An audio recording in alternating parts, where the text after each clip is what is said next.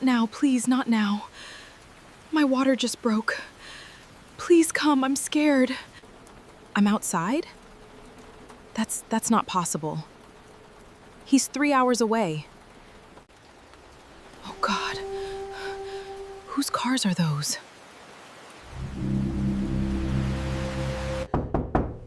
Are you Amara?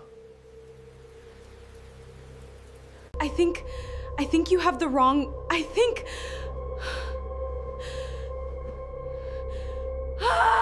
Rain hammered against a cramped Seoul apartment window when Amara felt the first tear rip through her spine. She gripped the edge of the mattress, breath shattering into fragments, and watched a dark stain spread beneath her. Her water had broken. Alone. No husband. No family within 3 hours. Her fingers trembled so violently that when she typed her brother's number into her phone, one digit slipped from memory and landed somewhere else entirely. She never noticed. She pressed send, gasping words that would detonate her entire existence. My water just broke. Please come. I'm scared. 5 minutes of silence stretched into an eternity of agony. Then her screen lit up. I'm outside. She frowned through the haze of contractions. Outside? Her brother lived 3 hours north. Nothing about that made sense. She dragged herself to the window, and what she saw stole the air from her lungs. 3 matte black vehicles idled on the flooded street below, headlights slicing through the downpour. Doors opened in perfect synchronization. Men in tailored black suits stepped into the rain, scanning the building with military precision. She had never sent that message to her brother. She had sent it to a stranger. And that stranger was already climbing her stairs. Before we go further, welcome back to my channel. If you're new here, hit subscribe now, because this story is about to get intense, and you won't want to miss where it goes. Drop in the comments where you're watching from tonight. I read every single one. Now, back to Amara. The knock came like a verdict. 3 measured strikes, unhurried, as though the man behind them had never once needed to rush for anything in his life. Amara pressed her palm against the doorframe, another wave of pain buckling her knees, and somehow found the strength to pull the door open. He was tall, wrapped in a black overcoat that seemed to swallow the hallway light rather than reflect it. His face held no menace, no swagger, only a stillness so absolute it unsettled her more than any scowl could have. Behind him, 2 men flanked the stairwell like sentries carved from stone. Are you Amara? His voice was low, deliberate. Each syllable weighed before release. She staggered backward.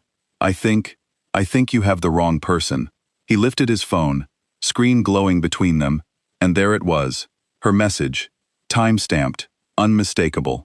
Her stomach dropped through the floor. One mistyped digit had summoned an army to her doorstep. Your message reached my private line, he said, a number very few people possess.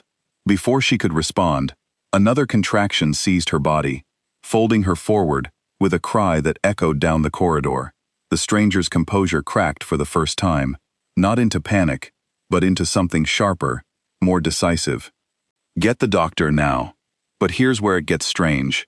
He didn't ask her name again. He didn't ask what apartment number, what floor, what building. He already knew, and that single detail would matter more than anyone in that hallway could have guessed. What followed happened too quickly for her mind to absorb. Strong arms lifted her as though she weighed nothing. The stairwell blurred past. Rain lashed her face as she was carried into the back seat of the nearest vehicle, leather cool against her skin, the scent of cedar, and something metallic clinging to the air. The convoy tore through flooded streets at a speed that defied the storm itself. Amara clutched her stomach, sweat mixing with rain on her forehead, and stole a glance at the man beside her. He wasn't looking at her. He was staring straight ahead, jaw tight, one hand curled into a fist against his knee, as though bracing for something far worse than a hospital delivery room. Who are you? She managed between gasps. He didn't answer immediately. When he finally spoke, his tone carried a weight she couldn't yet decipher. Someone who doesn't ignore a woman in danger. It wasn't an answer. It was a deflection, and some instinct buried beneath her pain told her that. She filed the thought away, too consumed by agony to chase it further. The hospital doors burst open before the vehicle even fully stopped. Staff scattered like startled birds, whispers rippling through the corridor the moment his coat swept past the threshold.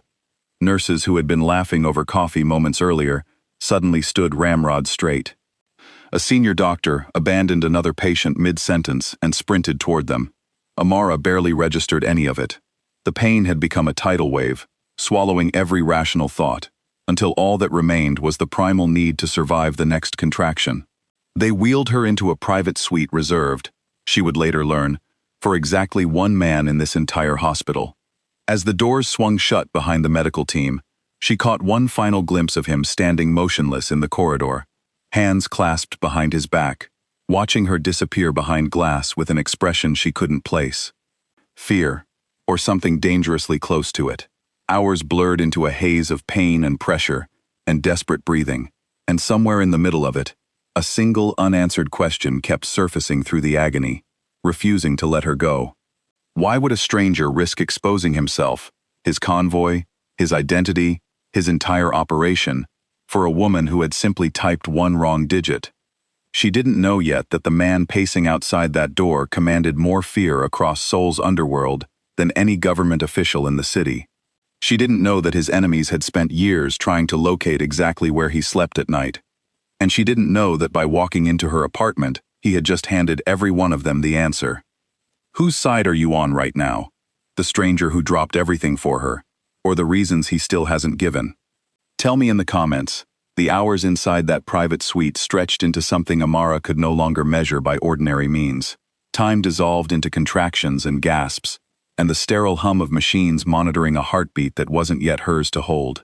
When the final push tore through her, when the room filled with a thin, furious wail that silenced every voice around her, something inside her chest cracked open in a way pain alone never could.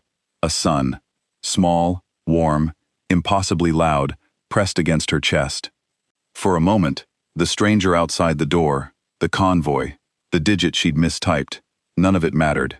Nothing existed beyond the tiny fists curling against her collarbone. But here's where it gets crazy.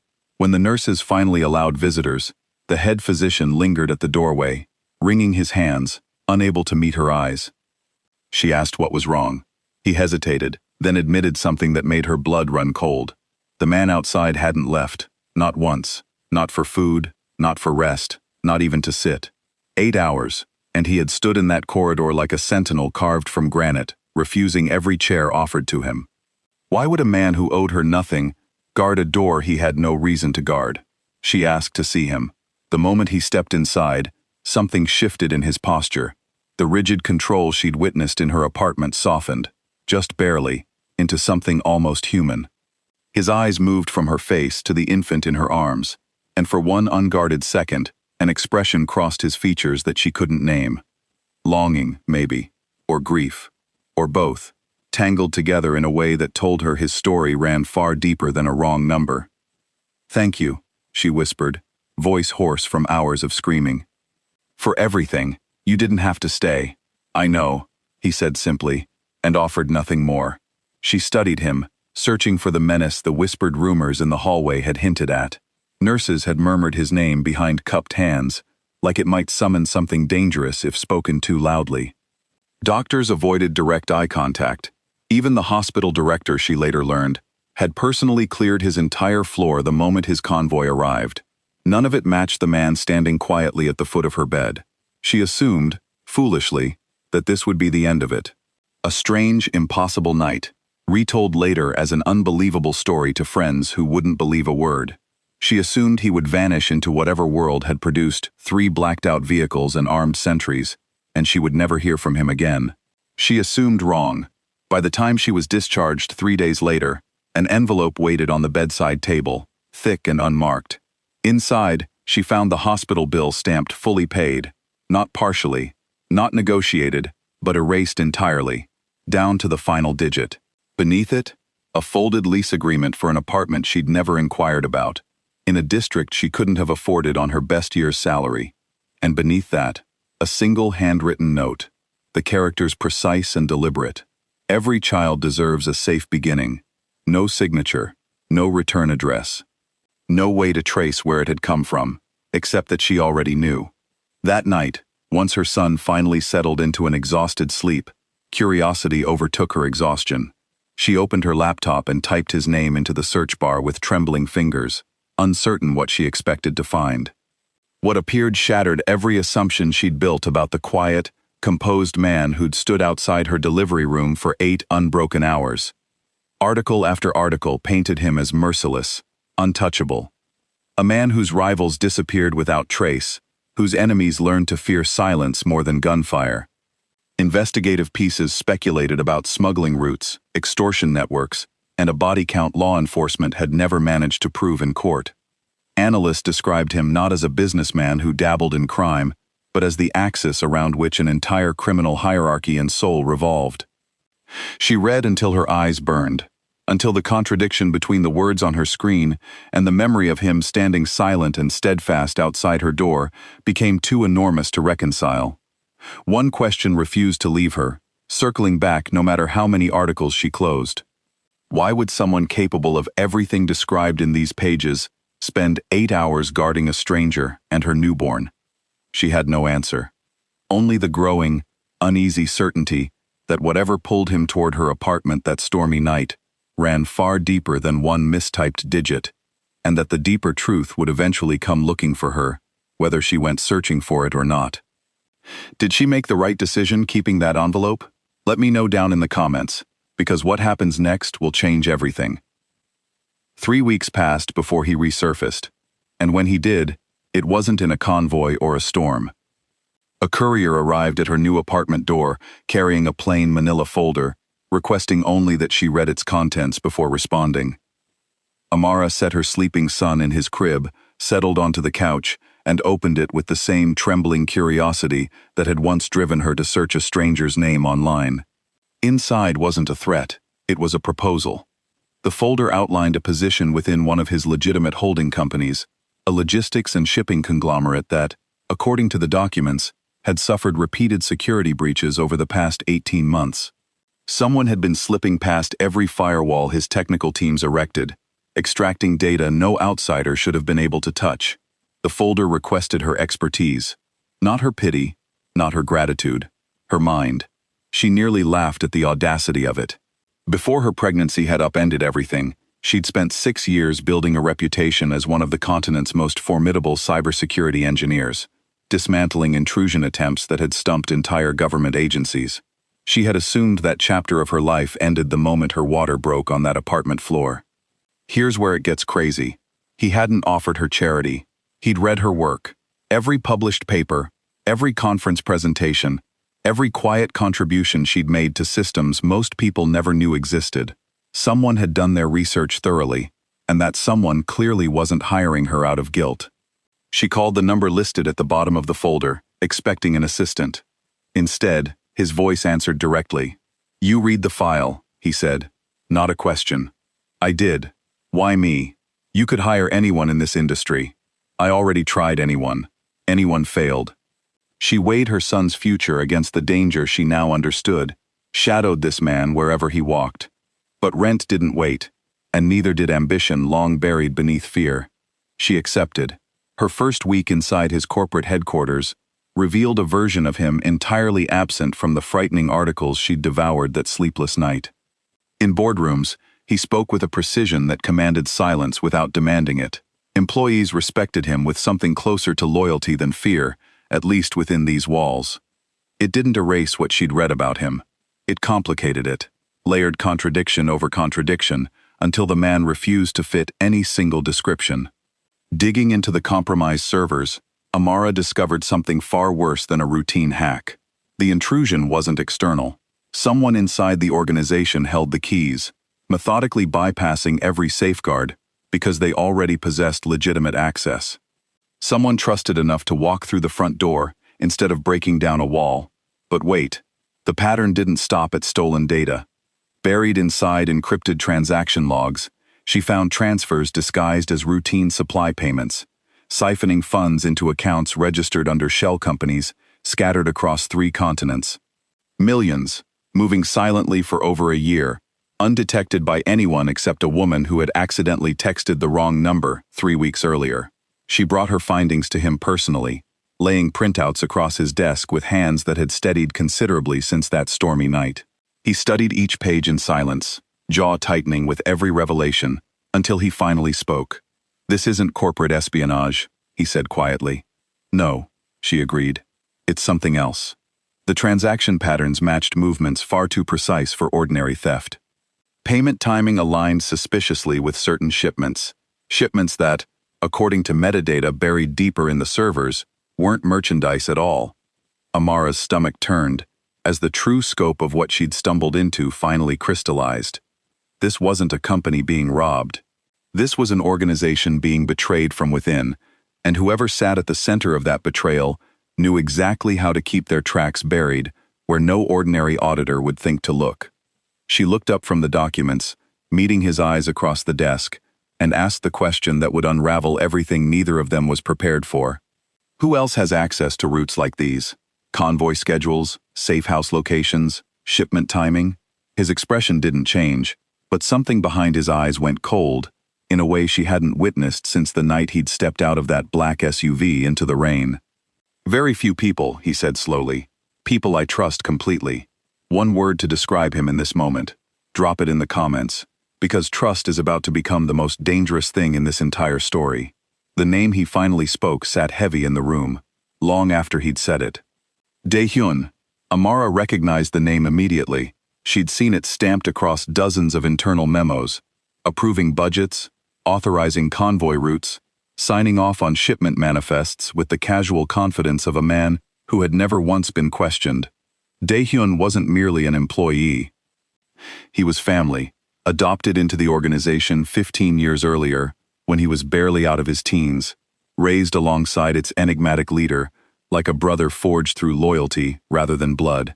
"He handles logistics personally," her employer explained, voice measured, despite the storm clearly building behind his eyes. "Convoy scheduling, safe house rotation, shipment timing. If someone inside possesses access matching what you found, the list narrows considerably. Loop back to this. Remember that 8-hour vigil outside her delivery room? The reason behind it still hadn't surfaced. But right now, that mystery would have to wait, because a far more dangerous one had just taken its place. You don't believe it's him," she said carefully, watching the internal war playing out across his controlled features. "I've known him since he was 17. I pulled him out of a situation most people don't survive. He owes me his life. That's exactly why it could be him," she countered gently. "Nobody suspects the person closest to you." The silence that followed told her everything. He wasn't offended by her theory. He was terrified she might be correct. Over the following days, Amara worked with a discretion bordering on paranoia, cross-referencing shipment timestamps against Dae-hyun's personal calendar, matching encrypted transfer windows against moments when he alone possessed system clearance. Piece by piece, an unbearable pattern assembled itself, until denial became mathematically impossible. But here's where it gets crazy. The financial trail didn't just implicate Dae-hyun in theft. It revealed something exponentially more dangerous.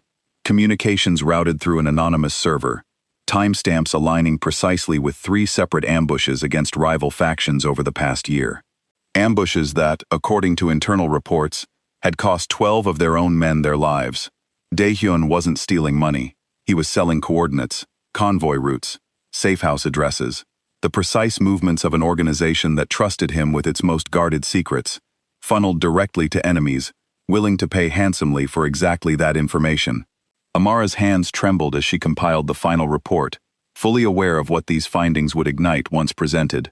This wasn't corporate termination. This was a war about to erupt within a family, already fractured by 15 years of misplaced trust.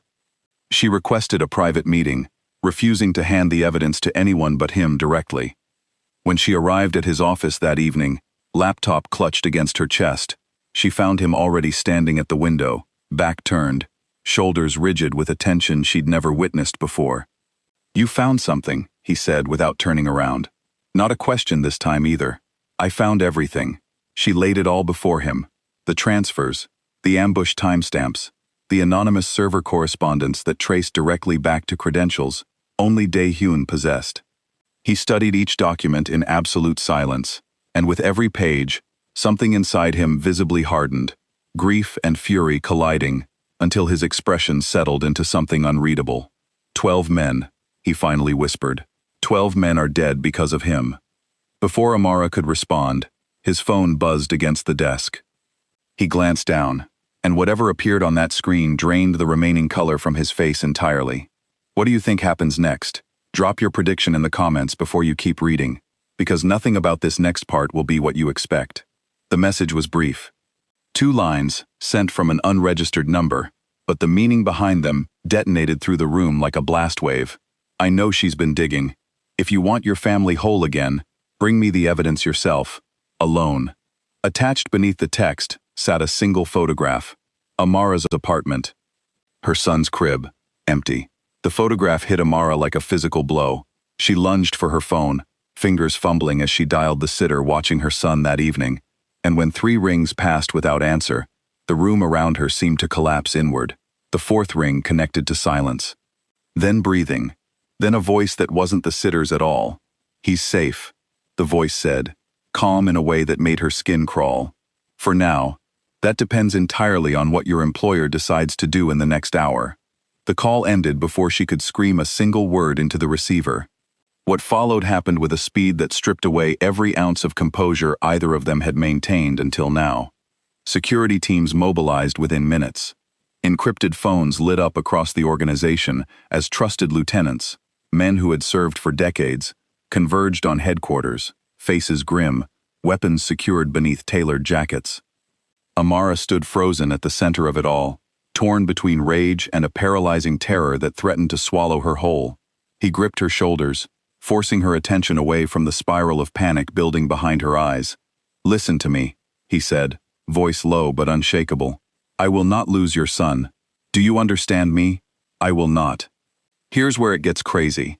His men had already traced the call's origin to an abandoned textile warehouse on the industrial outskirts of the city, a location, Amara would later learn, that Dae-hyun had personally decommissioned from company records 8 months earlier, quietly erasing it from every official document while keeping it operational off the books. The convoy assembled within 20 minutes. This time, Amara refused to remain behind. No amount of argument could convince her to sit in a locked room while strangers negotiated her son's life, and after a long, searching look, her employer relented, understanding perhaps better than anyone the impossibility of asking a mother to wait quietly. The drive across the city felt endless, despite lasting less than 30 minutes. Rain had returned, drumming against the windows in a rhythm eerily reminiscent of the night this entire impossible story began. Amara stared out into the darkness, gripping her seatbelt so tightly her knuckles ached, replaying every possible outcome until her mind refused to process anything beyond her son's face. The warehouse emerged from the darkness like a wound in the landscape, corrugated metal walls streaked with rust, a single security light flickering above a rolling door left deliberately ajar. Too easy, too obvious. Amara's instincts screamed a warning even before her employer voiced it aloud. "This is a trap," he murmured, scanning the perimeter with narrowed eyes. "He wants me walking in blind." But wait, loop back to something you might have forgotten. Remember that anonymous server correspondence Amara traced weeks earlier? The one linking Dae-hyun's credentials to 3 deadly ambushes?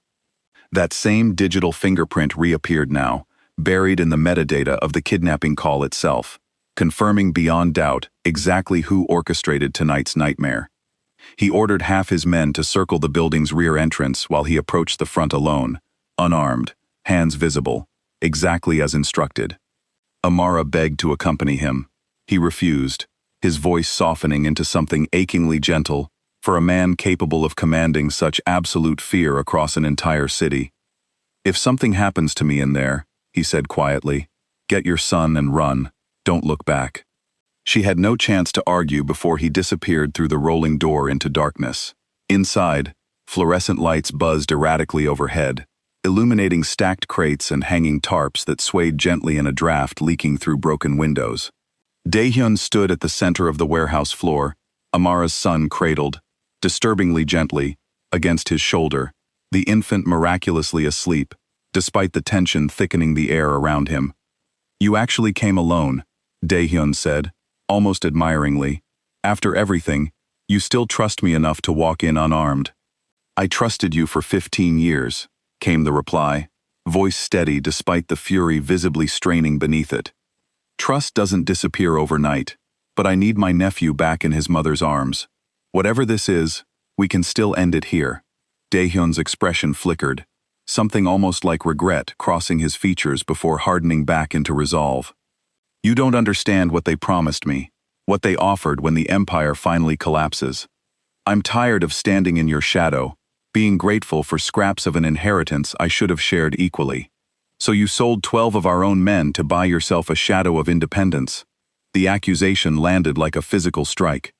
Daehyun's jaw tightened, and for one suspended moment, Amara, watching from a shattered window at the warehouse's edge, exactly where she'd promised to remain hidden, feared the confrontation would collapse into violence, with her son still cradled dangerously close to the center of it. One word to describe him right now. Type it in the comments, because whatever word you choose, it's about to get complicated. Give me the child, her employer said, extending both hands, voice softening into something almost pleading. This ends now, Daehyun. Whatever they promised you, it isn't worth what you've already destroyed. For a long, agonizing moment, nobody moved. Rain hammered against the warehouse roof, filling the silence with a relentless percussion that mirrored the pounding of Amara's heart against her ribs. Then, slowly, Daehyun extended the sleeping infant forward. But just as their hands nearly met, a second figure emerged from the shadows behind the stacked crates, one of Daehyun's hired men, weapon raised, aimed directly at the exchange unfolding below. Amara's scream tore through the warehouse before she could stop herself, shattering the fragile stillness and sending everything into motion at once. Whose side are you on right now, watching this unfold? Because in the next few seconds, everything about this story changes forever. Everything happened within the span of 3 heartbeats, though later, when Amara tried to recount the sequence to herself, it felt as though time had splintered into fragments too small to properly reassemble. The gunman's finger tightened against the trigger. Before the shot could leave the chamber, a shadow dropped from the rafters above, one of the men positioned earlier at the rear entrance, having scaled the warehouse's exposed steel framework in complete silence. He struck the gunman's arm downward at the precise instant the weapon discharged, sending the bullet burying itself harmlessly into concrete instead of flesh. Chaos erupted. Daehyun, startled by the gunshot, instinctively clutched the infant tighter against his chest rather than releasing him, and for one horrifying second, Amara feared he might use her son as a shield. But something in his expression shifted instead. A flicker of the boy he'd once been, raised alongside a brother who'd saved his life decades earlier, briefly surfacing beneath the resentment that had corroded him for years. He thrust the baby forward into waiting arms, choosing, even now, not to become the monster his choices had already made him. Loop back to this. Remember that 8-hour vigil, the question that opened this entire story. The answer finally arrived, though not in words. It arrived in the desperate, unwavering way her employer caught the infant and pulled him protectively against his chest, shielding him with his own body, as more gunfire erupted from Daehyun's remaining hired men, attempting to cover their employer's escape. Amara couldn't stay hidden any longer. She burst from the shattered window, sprinting across the warehouse floor toward her son, ignoring every instinct screaming at her to remain in cover. She reached them just as the last echo of gunfire faded into ringing silence, collapsing to her knees, gathering her crying infant into trembling arms, while her employer remained crouched protectively around them both. Security teams flooded the warehouse moments later, subduing Daehyun's remaining men with brutal efficiency. Daehyun himself made no attempt to flee.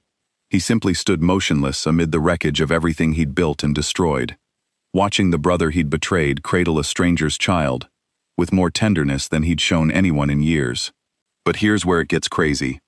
What Daehyun didn't know, what none of them yet knew, was that his outside contact, the shadowy figure who'd promised him wealth and independence in exchange for stolen secrets, had been recording every transaction, every conversation, every incriminating detail as insurance against exactly this outcome. Days later, when that evidence surfaced through channels neither Amara nor her employer controlled, it would reveal a conspiracy reaching far higher than one resentful brother, implicating rival families who had spent years engineering this exact collapse from the shadows. That revelation, however, belonged to another night entirely. For now, In the wreckage of a warehouse still smelling of rain and gunpowder, her employer finally lowered himself to sit beside her on the cold concrete floor, exhaustion replacing the icy control he'd maintained since the kidnapping call first arrived. "I told you I wouldn't lose him," he said quietly, watching the infant finally settle against Amara's chest. "You didn't," she whispered. "You saved him. Both of us." Neither of them spoke for a long moment afterward, the silence settling into something neither fear nor relief could fully capture. Something closer, perhaps, to the fragile beginning of trust neither had expected to build from a single mistyped digit months earlier. In the weeks following that warehouse confrontation, the organization underwent changes nobody could have predicted. Dae-hyun faced consequences severe enough to satisfy the betrayal he'd orchestrated, though Amara never learned every detail of what that justice ultimately entailed. Her employer, shaken by how close he'd come to losing everything that mattered, began quietly dismantling the criminal infrastructure that had defined his empire for over a decade, redirecting resources into the legitimate businesses that had always operated alongside it. Amara, meanwhile, found herself promoted beyond anything she'd imagined possible, overseeing cybersecurity across an organization now committed to rebuilding itself into something worthy of the child sleeping peacefully in her arms each night. Did she make the right decision walking into that warehouse instead of waiting behind? Let me know in the comments, because everything you're about to read next depends entirely on the answer. Life inside the estate settled into a rhythm neither of them had dared imagine 3 months earlier. Mornings began with her son's laughter echoing down marble corridors that had once felt sterile and imposing, now filled with scattered toys and the soft murmur of a household slowly learning how to breathe again. Amara found herself lingering longer in conversations that had no professional purpose, discovering a man beneath the composed exterior who asked about her research interests, remembered small details from offhand comments, and made time, actual, deliberate time, despite an empire still demanding constant attention. Neither of them named what was growing between them. Neither needed to. Some evenings, after her son had finally settled into sleep, she found him waiting in the study, 2 cups of tea already poured, a chessboard set up between them, with pieces arranged mid-game from whatever conversation had interrupted them the night before. He never rushed her decisions. He simply watched, patient in a way that felt entirely unlike the ruthless reputation still trailing his name across every corner of the internet. And something about that quiet patience unraveled defenses she'd spent years reinforcing. But wait, beneath the fragile peace, something else had been quietly unraveling. The evidence recovered from Dae-hyun's outside contact, the insurance he'd stockpiled against betrayal, finally made its way through encrypted channels into Amara's hands 3 weeks after the warehouse confrontation. What she found stripped away whatever comfort the recent calm had provided. The messages didn't originate from a single rival seeking opportunity. They traced back through a labyrinth of shell accounts to a name Amara recognized instantly from her earliest research into her employer's world. A rival family that had spent the better part of 2 decades locked in an uneasy, unspoken truce with his organization, the Choi family. Old money, older grudges, and a reputation for patience that made them infinitely more dangerous than any impulsive rival. They hadn't approached Dae-hyun out of opportunity. They'd cultivated him for years, feeding his resentment, funding his sense of injustice, patiently waiting for the precise moment to weaponize his access against the empire he'd been raised to protect. And according to timestamps buried within the recovered files, their planning extended far beyond stolen shipment routes and leaked safehouse locations. Here's where it gets crazy. Amara found a folder, encrypted 3 layers deep, requiring nearly 9 hours of dedicated work to crack, containing detailed architectural blueprints of the very estate she now called home. Security rotation schedules, staff entry logs, even a floor plan of the nursery where her son slept every night, annotated with handwritten notes in a script she didn't recognize. The Choi family hadn't simply exploited Dae-hyun's betrayal for financial gain. They'd been planning something far more permanent, something that made Amara's blood turn to ice the longer she stared at those blueprints glowing on her monitor. This wasn't corporate sabotage or territorial theft. This was preparation for an assault meant to eliminate her employer entirely and dismantle whatever legitimate future he'd begun building in the process. Her fingers hovered over the trackpad, tracing the annotated hallway just outside the nursery, and for a long moment, she simply sat in the glow of the monitor, unable to move, unable to process the fact that strangers had walked these exact corridors in their planning, long before she'd ever considered this place a home. She thought of her son's small hand curling around her finger each night, and something inside her hardened into a resolve she hadn't known she possessed. She brought the findings to him that night, watching his expression shift from exhaustion into something colder and more focused than she'd witnessed, even during the height of the Daehyun crisis. He read every page twice, jaw tightening with each new revelation, until he finally set the documents down and looked directly at her with an intensity that made her breath catch. "The Choi family hasn't moved against us directly in 19 years, he said quietly. If they're willing to break that silence now, it means they believe they've found a weakness worth the risk." "What weakness?" Amara asked, though some instinct already suspected the answer before he spoke it aloud. He didn't answer immediately. Instead, he studied her for a long moment, something unspoken passing behind his eyes, before finally admitting the truth neither of them had voiced since that stormy night months earlier. "You," he said simply, "and him." The weight of those two words settled over the room like a physical presence.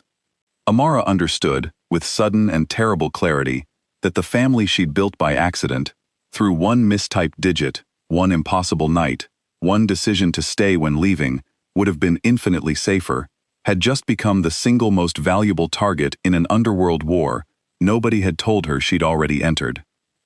Loop back to the beginning one more time. A pregnant woman, alone in a storm, texting the wrong number out of desperation. None of it had been an accident, not really. Not in the way fate seemed determined to weave every thread together since that single mistake. And now, that same accidental thread had made her and her son the exact leverage a 19-year silence had been patiently waiting to exploit.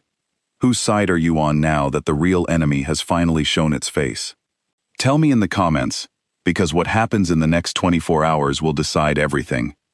That night, long after her son finally drifted to sleep, Amara stood at the nursery window, staring out into darkness that no longer felt safe the way it had just hours earlier. Somewhere beyond that glass, an enemy 19 years in the making was already moving pieces into position, and neither she nor the man now standing silently behind her fully understood how far the Choi family was willing to go to finish what Daehyun's betrayal had only begun. He stepped closer, close enough that she could feel the warmth radiating from him, despite the chill pressing against the glass, and rested a steady hand against the small of her back. Neither spoke. Words felt insufficient against the weight of what tomorrow might bring. Instead, they simply stood together in the darkness, watching over the sleeping city below, two people bound together by an accident that had somehow become the truest thing either of them had ever known, and utterly unaware that across that same city, the Choi family had already set their first move into motion. The first move arrived not as violence, but as silence, the particular, unnatural silence of a security system that had stopped reporting anything at all. At 3:47 in the morning, the estate's perimeter sensors, monitored continuously by a rotating team of guards, simply went dark across an 11-second window, too brief to trigger automated alerts, but long enough, Amara would later calculate, for someone with sufficient expertise to slip through undetected. She discovered the gap only because insomnia had driven her back to her laptop at 4, cross-referencing security logs out of habit rather than suspicion. Her stomach dropped the moment she isolated the anomaly. She woke him immediately, laptop screen glowing between them, as she traced the 11-second gap against camera footage that showed absolutely nothing unusual. Which, she explained, was precisely the problem. A breach sophisticated enough to erase its own evidence didn't announce itself with broken windows or triggered alarms. It announced itself through absence. But here's where it gets crazy. Cross-referencing the exact timestamp against staff badge access records, Amara found a single anomaly, a service entrance badge, registered to kitchen staff, used at 3:46 that morning, despite the assigned employee being confirmed asleep in the staff quarters. Badge still resting in her nightstand drawer, according to a hastily conducted room check. Someone had cloned an employee's credentials. Someone had walked through their front door disguised as staff, moved through the property for exactly 11 seconds, and vanished, without triggering a single additional alert. They weren't attacking, he said grimly, studying the footage himself now, jaw set with the particular stillness Amara had learned meant genuine alarm beneath his composed exterior. They were testing our defenses, confirming exactly how long they'd have before someone noticed a gap like that. A dry run, Amara said quietly, the implication settling over her with sickening clarity. For something bigger, he immediately doubled security across every entrance, pulling in additional trusted lieutenants from satellite operations across the city, tightening protocols that had already seemed impenetrable before this morning. Yet Amara noticed something in his movements throughout that day, a restraint, almost, as though he were deliberately holding back a response far more severe than increased patrols. She confronted him about it that evening, once her son had finally settled, and the house had quieted into its usual quiet rhythm. "You're not telling me everything." He didn't deny it. Instead, he poured 2 glasses of something dark and unfamiliar, handing one to her before settling into the chair across from her, with an expression she hadn't seen since the night they'd first met in the rain. "The Choi family doesn't test defenses without intending to use whatever they learn within days, not weeks," he said. "Their patriarch, Choi Sung-min, has spent 19 years waiting for exactly the right moment to move against me. If he's finally testing our perimeter, it means he believes that moment has arrived." Loop back to something crucial here. Remember Daehyun's confession in the warehouse, the promise of wealth and independence dangled in front of him for months before he ever betrayed anyone? That same architecture of manipulation, Amara realized with dawning horror, hadn't ended with his arrest. It had simply moved on to its next target, its next vulnerability, patiently searching for whoever might crack next under similar pressure. "Who else might they be working on?" she asked carefully. "Inside your organization, I mean. If they spent years cultivating Daehyun before using him, they're not going to stop with one failed attempt." The question hung in the air between them, unanswered, because both of them already understood the terrifying scope of what she was really asking. 15 years of trust had proven insufficient to guarantee Daehyun's loyalty. If the Choi family had been patient enough to wait 19 years for their opening, how many other loyalties might already be quietly corroding beneath the surface, waiting for the right offer to crack them open completely? That night, unable to sleep despite exhaustion pressing against every muscle in her body, Amara found herself scrolling back through months of security footage, searching for patterns she might have missed, faces that lingered too long near restricted areas, conversations conducted just outside the range of audio pickup. She didn't know exactly what she was searching for. She only knew that somewhere within these walls, someone else might already be counting the same 19 years of patience the Choi family had spent waiting to strike. Around 2 in the morning, exhaustion finally winning against vigilance, she nearly closed the laptop entirely. Then a single frame caught her attention, grainy, half obscured by shadow, time-stamped 3 days before the 11-second breach. A figure standing near the service entrance, badge visible, but face angled deliberately away from every camera in range, as though they'd studied the blind spots as thoroughly as they'd studied the schedule. Her hands went cold against the keyboard. She recognized the posture immediately, even without a clear view of the face. She'd walked past that exact posture in the hallway, just that morning, exchanged pleasantries with it over coffee less than 6 hours ago, trusted it enough to leave her son briefly in its care on more than one occasion since moving into this estate. What do you think happens next? Drop your guess in the comments, because the person standing in that footage is someone you already know from this story, and their betrayal is about to become far more personal than anyone expected. Amara zoomed the frame as far as the resolution allowed, heart hammering against her ribs, as details sharpened into unbearable clarity. The uniform. The particular way the figure carried her shoulders, slightly hunched, a habit born from years of deference in households that demanded invisibility from their staff. Seyeon, the woman who had cared for her son on 3 separate occasions over the past 2 months, the woman who brought Amara tea during late nights spent buried in security logs, who complimented her son's laugh, who had seemed, in every observable way, utterly harmless. Amara's hands trembled as she pulled every available file on Seyeon's employment history, cross-referencing hire dates against the timeline of the Choi family's earliest documented interest in the estate. What she found stole the breath from her lungs entirely. Seyeon had been hired 4 months before Amara's own arrival, not coincidentally, but precisely during the window when Daehyun's resentment had first begun curdling into something the Choi family could exploit. Her employment records, thorough and professionally verified at the time, now revealed gaps Amara hadn't thought to examine before. A 6-month period unaccounted for. A previous employer who, upon deeper investigation, turned out to be a shell company, registered under an address linked directly to Choi family holdings. But here's where it gets crazy. Seyeon wasn't simply an opportunist recruited after Daehyun's fall. She'd been planted years in advance, patient and invisible, waiting for exactly the right moment to activate, and that moment, Amara now understood with sickening certainty, had already arrived the instant her son first fell asleep in Seyeon's arms. She woke him again, this time with evidence far more devastating than an 11-second security gap. He studied the files in silence, and when he finally looked up, something in his expression had hardened into a resolve Amara had never witnessed before, not even during the height of the Daehyun crisis. "She has access to the nursery," he said quietly. "Unsupervised access. Multiple times a week." The implication didn't need spelling out. Amara's blood ran cold at the realization that danger hadn't been circling the perimeter of her son's safety. It had been standing inside the nursery itself, humming lullabies, tucking blankets, waiting. "We can't confront her directly," Amara said, forcing herself to think past the panic clawing at her chest. "Not yet. If she's been embedded this deep, this long, she's reporting to someone. If we move too fast, we lose whatever chain leads back to the people actually orchestrating this." He nodded slowly, though every instinct in his posture screamed the opposite of patience. "Then we watch her, carefully. And we make absolutely certain your son is never alone with her again, starting tonight." Loop back to something Amara hadn't considered until this exact moment. The 11-second security gap hadn't been a test at all. It had been Seyeon's own access being verified, confirmed, greenlit, for whatever came next. The Choi family wasn't testing the estate's defenses from outside.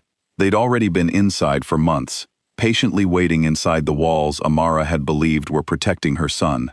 That night, security discreetly repositioned around the nursery, cameras recalibrated to cover every angle Seyeon's badge could access. Amara sat awake beside her son's crib long after midnight, watching the soft rise and fall of his breathing, replaying every interaction she'd shared with the woman she'd trusted, searching for signs she should have caught months earlier. Around 1 a.m, a soft knock interrupted the silence. Seyeon's voice, gentle as always, drifted through the door. "I noticed the light's still on. Would you like me to sit with him while you rest? Whose side are you on now, that you know exactly who's been closest to that crib this whole time? Type it in the comments, because Amara's answer to that knock is about to change absolutely everything." Amara's hand hovered over the door handle, every instinct warring against the composed voice she forced herself to project. "That won't be necessary tonight," she said carefully. "But thank you, Seyeon." A pause stretched on the other side of the door, just slightly too long, just slightly too deliberate, before footsteps finally retreated down the hallway. Amara exhaled a breath she hadn't realized she'd been holding, pressing her palm flat against her racing heart, painfully aware that somewhere beyond that door, a woman who had spent months earning her trust now understood, with equal certainty, that her cover had just been quietly, dangerously compromised. By the time dawn broke over the estate, Seyeon had vanished entirely. Her quarters sat undisturbed, personal belongings still folded neatly in drawers, uniforms hanging pressed in the closet, every detail arranged to suggest nothing unusual, except for the fact that the woman herself had simply ceased to exist within the property's walls sometime between 1 and 5 in the morning, evading every camera that had supposedly been recalibrated specifically to track her movements. Security swept the grounds within minutes of discovering her absence. No forced entry, no broken locks. No trace of how she'd slipped past a perimeter reinforced only hours earlier following the previous night's revelations. It was as though she'd simply dissolved into the walls she'd spent months learning better than anyone who actually belonged there. But here's where it gets crazy. Buried within her abandoned quarters, tucked beneath a loose floorboard security discovered during their sweep, sat a burner phone containing a single unsent message, composed but never transmitted, time-stamped at 1:14 that morning, mere minutes after her exchange with Amara through the nursery door. She knows, moving up the timeline. Confirm. Amara read those 4 words a dozen times, each repetition sinking the implications deeper into her chest. Seyon hadn't fled out of fear. She'd fled to deliver that message in person, unwilling to risk digital interception now that her cover had shattered. Whatever the Choi family had originally planned, whatever careful, patient timeline they'd constructed over 19 years of waiting, Amara's discovery had just forced their hand into motion far earlier than intended. Her employer received the news with a stillness more frightening than any outburst could have been. He immediately summoned every trusted lieutenant remaining within the organization, converging the estate's entire security apparatus into a single coordinated response within the hour. Windows were reinforced. Additional perimeter units arrived from satellite properties across the city. The nursery, already under constant watch, received a dedicated 3-man rotation that never left the hallway outside its door. Throughout that long, tense day, Amara found herself unable to focus on anything beyond the mounting dread coiling tighter in her chest with every passing hour. She tried working through her usual security audits, hoping the familiar rhythm of code and firewall logs might steady her nerves, but her attention kept fracturing toward the hallway outside her office, toward every unfamiliar footstep, every shift in the household's usual noise. Staff moved through the estate with visible tension, whispered conversations dying the moment she passed, as though everyone sensed the same gathering pressure she felt pressing down on the entire property. Around midday, one of the senior lieutenants arrived from a satellite property downtown, delivering intelligence that deepened Amara's unease considerably. Choi Sung-min himself, the reclusive patriarch who rarely surfaced outside his own compound, had reportedly left the country's northern estate 2 days earlier, destination unconfirmed. For a man who commanded his empire almost entirely from behind closed doors, delegating even minor confrontations to subordinates, his personal movement suggested something far more significant than routine business. It suggested he intended to witness tonight's outcome himself. Around midday, her employer pulled her briefly into his study, closing the door behind them with a care that told her whatever he intended to say next mattered more than the security briefings occupying every other conversation that day.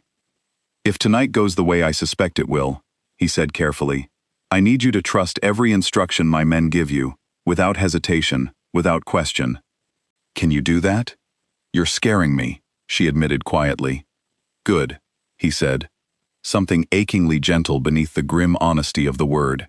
"Because I am terrified too, not of losing this empire, of losing you and your son. That fear is the only thing keeping me sharp enough to protect you both tonight."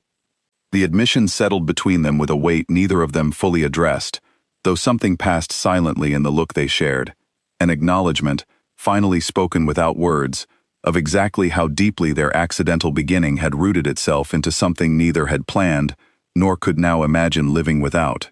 Loop back to this. Remember that 11-second gap that started this entire unraveling? It hadn't been an isolated test after all. Amara now understood, piecing together timestamps against Seyon's confirmed movements, that the gap had been the final rehearsal before an operation the Choi family had spent nearly 2 decades quietly assembling. And according to the fragments of intelligence gathered from Seyon's abandoned quarters, that operation was no longer weeks away. It was hours. As evening settled over the estate, an unnatural quiet descended alongside it. The particular, suffocating quiet Amara had learned to associate with danger circling just beyond visible range. Guards moved with heightened alertness along every corridor. Her employer paced the length of his study, phone pressed constantly to his ear, coordinating a defense against an enemy whose full capabilities remained maddeningly unknown even now. Amara sat beside her son's crib once again, this time flanked by 2 additional guards positioned directly outside the nursery door, and found herself replaying every moment since that stormy night, months earlier, when a single mistyped digit had irrevocably altered the trajectory of her entire life. She thought of the envelope left on her hospital bedside table, the handwritten note promising every child a safe beginning, the 8 silent hours he'd spent standing sentinel outside her delivery room without explanation. None of it had been random. She understood that, now with a clarity that both terrified and steadied her. Whatever force had guided that wrong number to his private line had been weaving them together long before either of them recognized the pattern, and whatever the Choi family intended to unleash tonight, It would have to go through every barrier this man had spent months quietly constructing around her and her son. At exactly 11:17 that night, the same 11-second window burned permanently into Amara's memory, now stretched into something far more ominous. Every light across the estate's east wing flickered simultaneously, then died entirely, plunging half the property into sudden, absolute darkness. Shouting erupted from the security channel clipped to her employer's belt.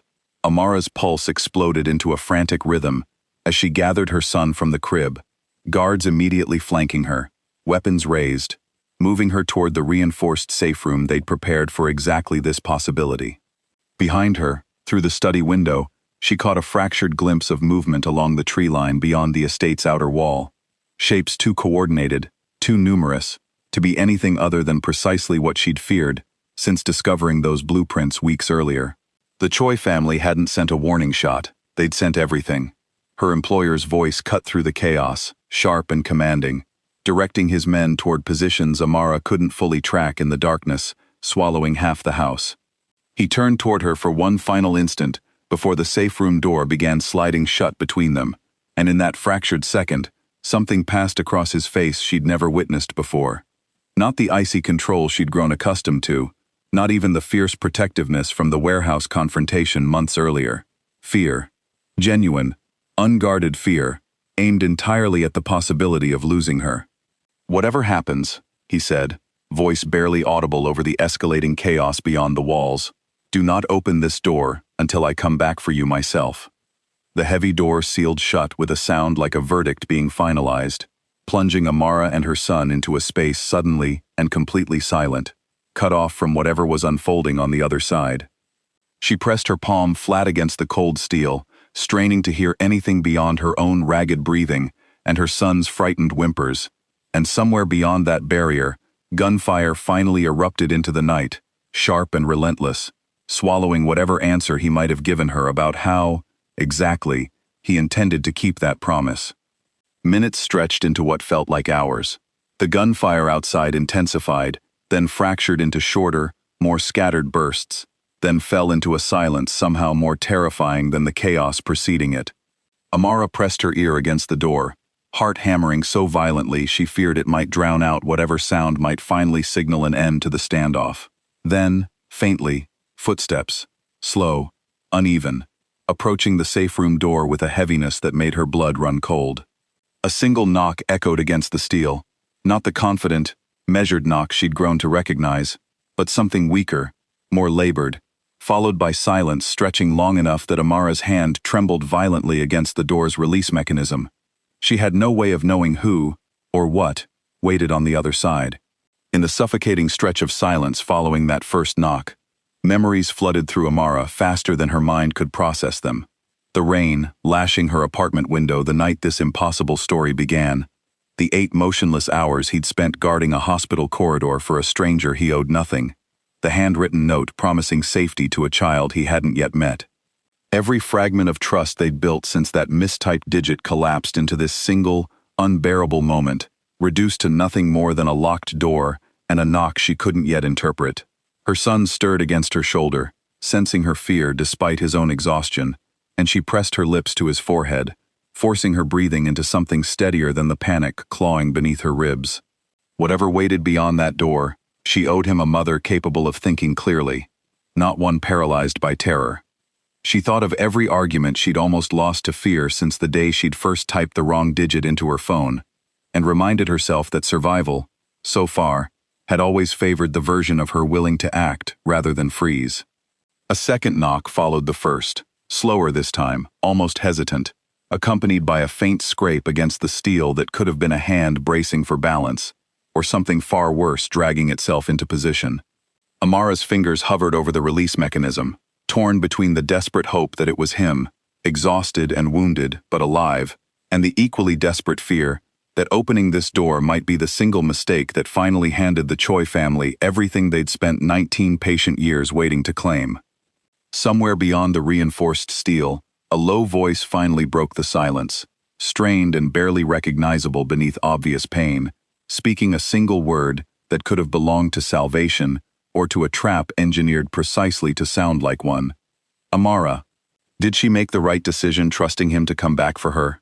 And is he even the one standing at that door right now?